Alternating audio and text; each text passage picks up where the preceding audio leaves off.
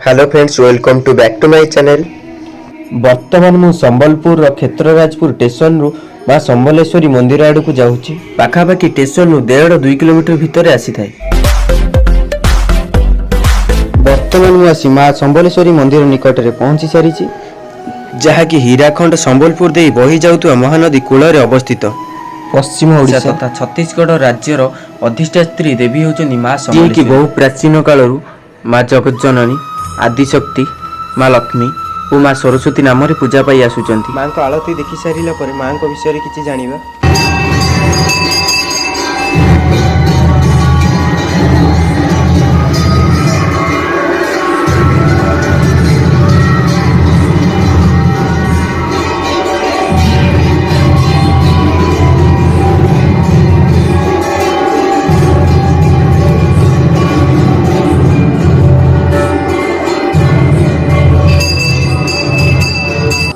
आज आम ए भिडियो रे जानिबा संबलपुर मां समलेई मंदिर किछि इतिहास।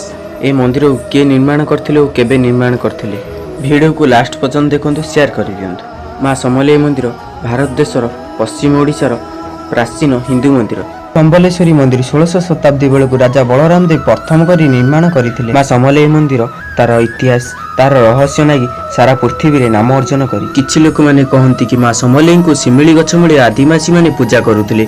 सिमिली गछ लागी मां को ना समलेश्वरी दिया जाईछि। 1644 रे राजा बलराम देव मंदिर निर्माण करथिले।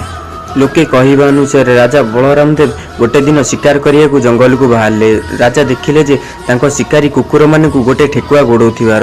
राजा देखि आश्चर्य होई गले। राजा भाबिले जे एते शक्तिशाली कुकुर माने को केमिति गोटे ठेकुआ गोडौ। किछि ना किछि देवी शक्ति अछि। से देवी शक्ति मां समलेई ठारू आसीछि।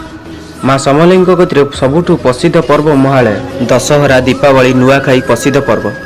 मां समलेई मंदिर इतिहास और पर्वपर्वाणी। जदि ये भिडियोटी भल लगी लाइक करेंगे, सांग मानू शेयर करेंगे, कमेंट करेंगे। जदि यहीपरी भिडियो नुआ नुआ भिडियो देखा चाहूँ ताले चैनल को सब्सक्राइब करेंगे। धन्यवाद।